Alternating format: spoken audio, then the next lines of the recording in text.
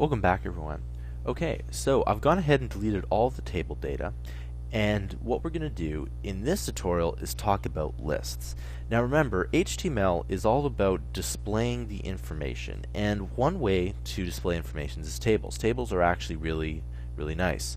And another way is lists. Now there's two kinds of lists in HTML. There's ordered lists and unordered lists. So what we're going to do is we're going to do an unordered list first. So can you guess what this is going to be? It's just going to be UL. Okay? And I'm going to go ahead and close this off right away. So UL. And what we need to do is add in a list item. And lists are just this simple. Basically, we call the kind of list, in this case it's an unordered list, and that is a UL tag. And for our list items, we just push LI. It's pretty simple. And as you can see, there's a little dot up ahead.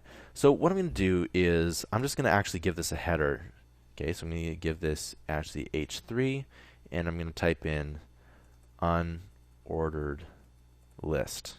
Okay, and I'm going to close off that H3. Okay, and what I'm going to do is I'm going to give a list item, and I'm going to say list item 1, and make sure that the slash is there too. So we got list item 1, and of course what we have to do is close off this tag as well.